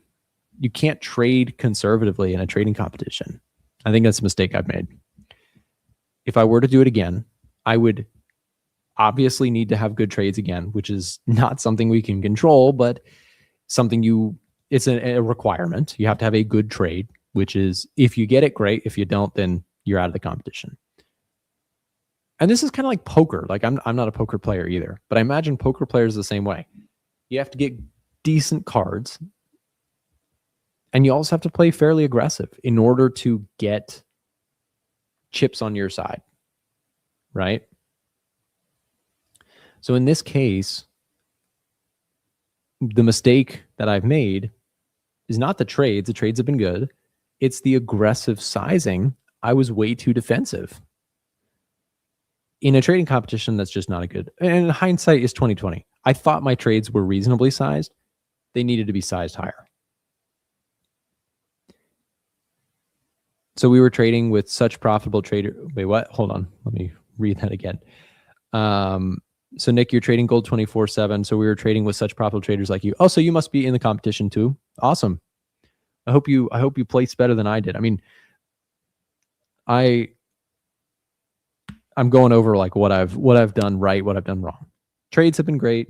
I've not taken any losses. I've taken 7 winning trades. But you can see and good trading is not enough here to win this competition. You need good trades plus aggressive sizing. Is $500 enough to make the Vantage top 10? So no, I'm not on the leaderboard, but I've learned a lot and I've had a lot of fun doing this. So pending orders, I do have some long trades that might be open. Position history. So here's my trades. All of them have been winners. I have taken seven trades in a row that have been profitable, but the sizing of my trade's too small. That's it. So next time around, I will have to be more aggressive, because even if you have good trades, you can see this is a great example of good trades not aggressive enough for a trading competition. But I've learned a lot, and I've honestly enjoyed doing this. So it's been good. And I'm genuinely curious what the opening bell looks like for this chart today. Because again, we're trading a market that is not yet open yet. Like, you're trading a CFD of XAUUSD247. You're trading a market that's the real version, gold futures, are not open yet. Okay, so you are in this. I was aggressive, but out of 9, I won only 5. I mean, I think that's still really good. 5 out of 9 is pretty good. A good trade means I just had several winning trades in a row, is what I was referring to. Like, I've had good trades. My trading results have been good. The only thing has been not large enough.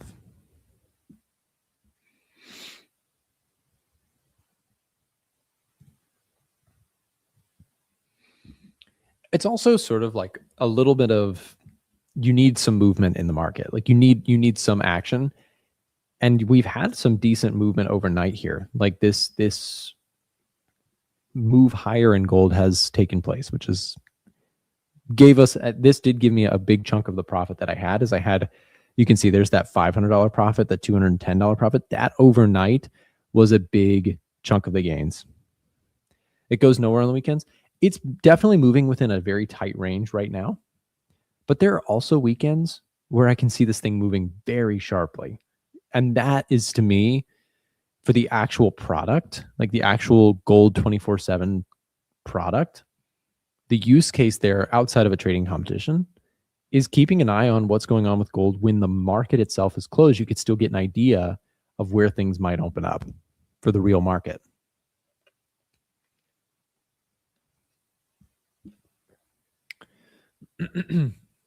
So we'll see. But yes, you can see, like, most of the weekend, gold didn't really move very much.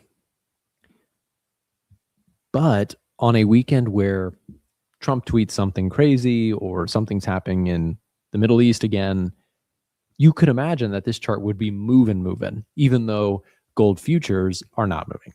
So I'd say probably, 75% of the time, this chart is going to be pretty quiet.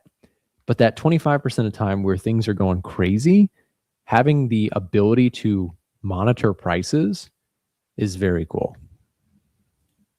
And I think it's a pretty game-changing thing to be launching a product like this, because a lot of gold traders do wonder. They constantly, I mean, I make videos every Sunday about what's going on with gold, and people are very much interested in, like, getting an update because the market's been closed. Where's it going to open up? This sort of chart gives you some knowledge about where it might open up.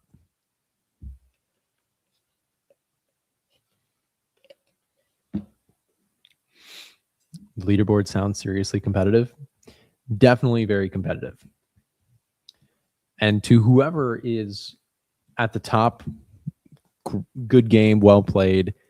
You must have caught this move really well, which is awesome. Really nice push over the weekend. So, I mean, there was some movement here. Sure, quieter than a normal session, but still something there. And I think the big thing is having access to a chart like this over the weekend. on one of the crazier news weekends would be really cool. Nick, I had a question about call and put walls. What happens if a call wall is broken? Does it turn into a wall, and can it still be used? Mike, that's a really good question. So when you have put and call walls, let's just go look at that. Mike, do you have Edge Finder? I think you do. I'm going to guess you do. So if I'm going here, if you have like a really noticeable put and call wall, whether it's gold, whether it's SPY, whatever, let's look at gold. So if you have a big call wall, right? And then you have, let's say, price jump over that call wall substantially, what happens to it, a lot of times they call that like a gamma squeeze, where dealers who are doing all the options stuff, they have to rapidly account for that. So actually, it's like a breakout. When you have a big call wall that gets broken, a lot of times it gets squeezed higher. Got you. Yeah. Yeah. So one way to read it is like if it breaks the put or call wall, a lot of times it leads to a flush or a breakout higher, one way or the other.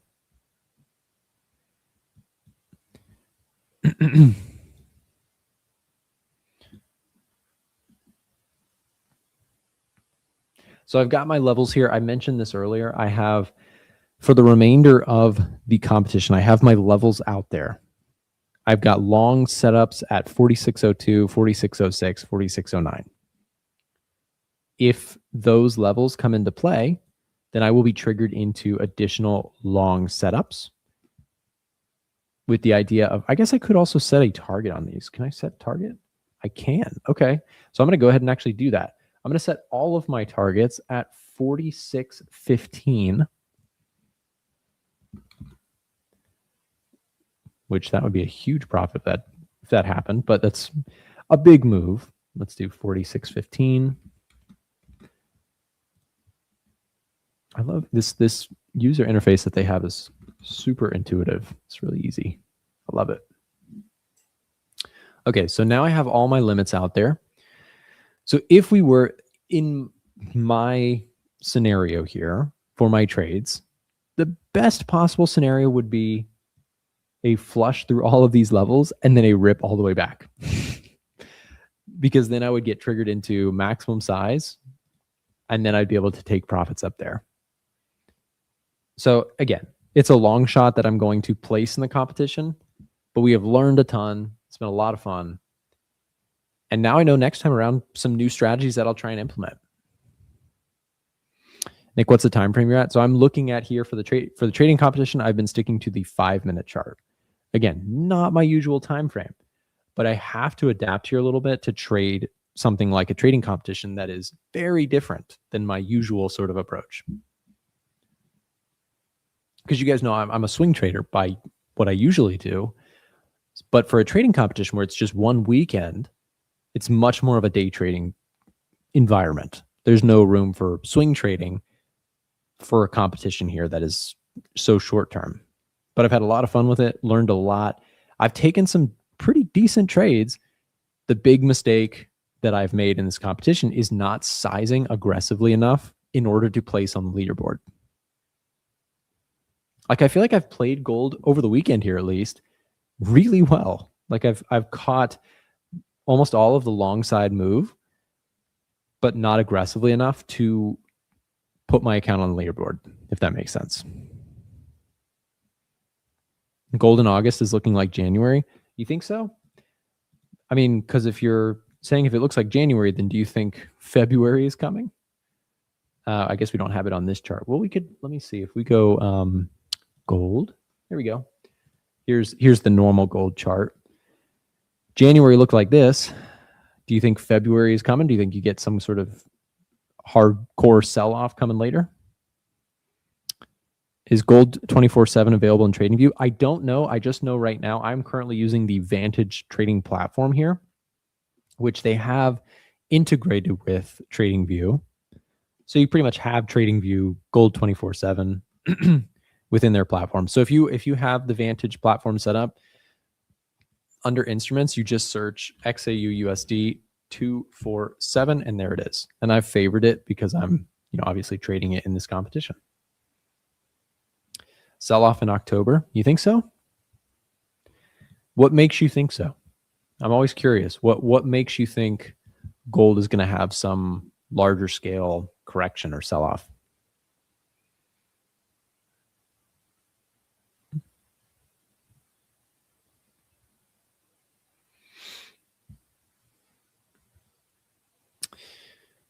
What's your take profit stop loss for the next level? Yeah, so I have no stops, dollar cost averaging only. Targets are all up here at the 46.15 level.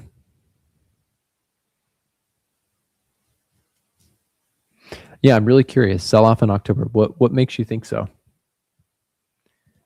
Do you think something in the Middle East? Do you think something price-wise, price action-wise? Can't believe 2,000 people watched this on a Sunday. We had some crazy spikes in views throughout the duration of the weekend. I think at one point we had 6,000, which was insane.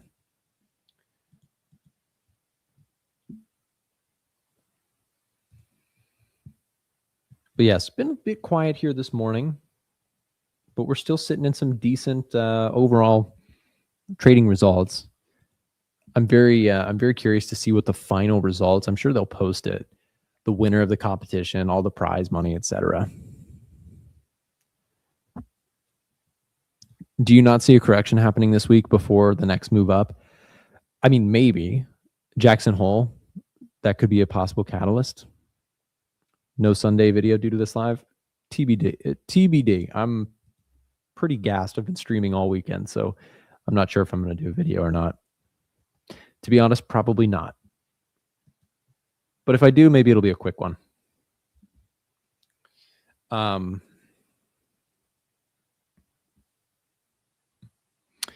yeah, I mean, so to answer that question, do I see some kind of a pullback going on in gold? This is the gold daily chart, not the 24/7 chart, just so we can look at some longer term, because the gold 24/7 chart is newer. By the way, let me just put this up here before I forget to do that. This is, if you are interested in joining the competition is still open. There's still the chance to, if you want to go for it, totally your call. They have a $100,000 prize pool up for grabs, shared by 10 winners. They have all sorts of different things up for grabs here in terms of prizes. Registration window is until August 23rd. That's today, until midnight, just about. Minimum holding is $100. Minimum deposit is $100. Minimum holding time is 3 minutes. Only registered participant trades count towards the leaderboard. The scoring is simple. It's ranked by highest profit percentage in yield, not raw P&L. And it is for their new platform or their new product, XAUUSD247. So I'm curious, gold Monday is a sell-off, bro. So what makes you think that? Like, I'm just curious. So do I think a sell-off in gold is coming? I generally think gold's going to move higher. Do I think a pullback could take place? Maybe, but I'm not betting that it's going to happen. There's a difference between saying gold could pull back and I would be interested in buying the dip, as opposed to I'm shorting gold because I think it's going to pull back. Those are two different claims. So for me, when I look at this, am I interested in buying gold right here? Probably not personally, no. If we were to get some retracements, yes. These are more like swing trading ideas. For the purpose of competition, as we've been talking about, very different, right? I'm scalping it, lower time frame, just long and dollar cost averaging, and if it blows, it blows. Trading competition is very different than standard trading. Vantage weekend contest has been actually pretty fun to watch. It's been a lot of fun. I've really enjoyed doing it, and I hope I get to do it again. I'm on sells. I rode the whole buy. Congratulations. Very nice. Hope you can make it to the top 10. Maybe. I hope so too. We'll see. Either ways, I've learned a million things. It's been so much fun. Like learning more about how to trade in competitions. Very cool. Because you hear all like the legendary traders who have done competitions and stuff. I think it'd be cool to continue to improve and figure out the best strategy for trading competitions, because it's very different than just standard trading. Gold 24/7 is different than the normal gold chart. Yes, it is. It's a product offered by Vantage. that they've just launched. So guys, I'm going to continue to monitor this account through the end of the competition. I'm going to close down the stream here. We've been streaming for a couple hours here at this point. If you guys, like I said earlier, if you want to join the competition, scan the QR code below my screen. Goes through the end of the weekend. All the information is on the screen as we discussed a couple times here. Thank you guys very much for joining and hanging out with me here. Good luck if you are in the competition, and we will see you guys in the next one. See you guys. Trade safe.